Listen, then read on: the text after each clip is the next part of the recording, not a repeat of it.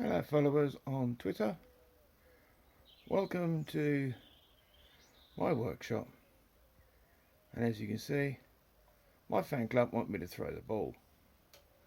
Well, a bit too warm for that at the moment. As usual I fall over something, and in this case I whacked into that. And as you can also tell, I don't usually do this very often. I don't like the sound of my voice, and I don't have much confidence sometimes. But I make up for it in some other respects. I mean, I've got a nice workshop, there's plenty to be thankful for, and I make nice little engines like these from my own drawings. And these are all live steam. And just do you think that wasn't mad enough? There's 6 of those. Here's 3 of them on the bench that I'm working on right now. Sanding back the bodywork, get it all nice and smooth, no gaps or anything. If you want to know what the rest of the engines look like at the moment, and that's 3 of them. I've got another one over in the crate there, another one on top of the fireplace, which is safe because it's not lit, and the other 3 are down in these boxes here. And every single component, every single bush, except the screws of course, are made here. And it's taken me quite a while, as you can probably imagine, and they're all done in this workshop, not using any computer aided help, like CNC machines or anything else like that.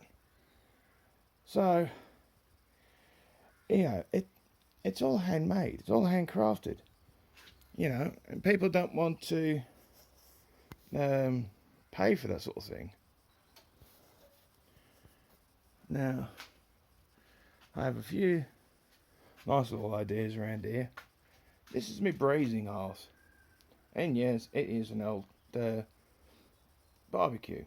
Well, it wasn't actually an old barbecue.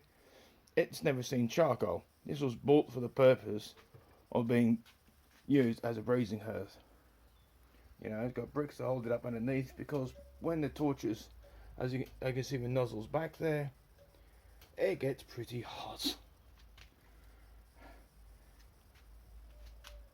And there's me spare lathe, which I don't really use at the moment because the control system has gone a bit wonky and it only works at high speed.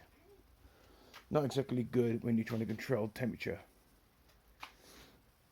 This is my main lathe I use. Picked it up for us quite a good amount of money.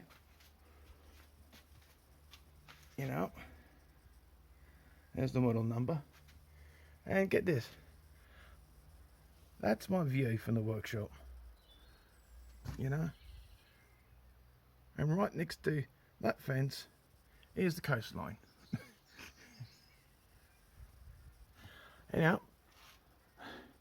And the really hard part is that I've had to start to do my workshop from zero capital.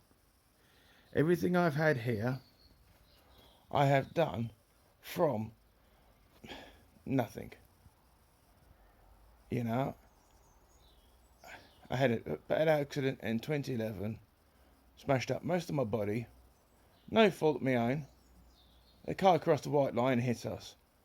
But because the other person was insured, but because they had an undiagnosed health issue, it meant there was no liability. Because there's no liability, you get no payout for your injuries.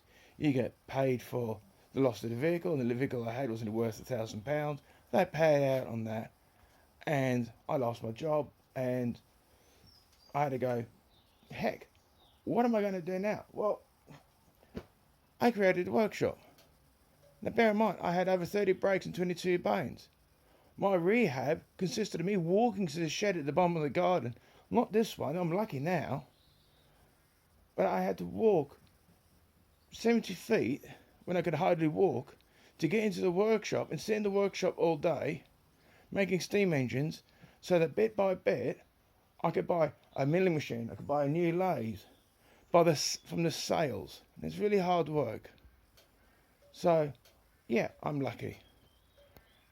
And I just hope that everybody out there doesn't give up at the moment with this COVID-19.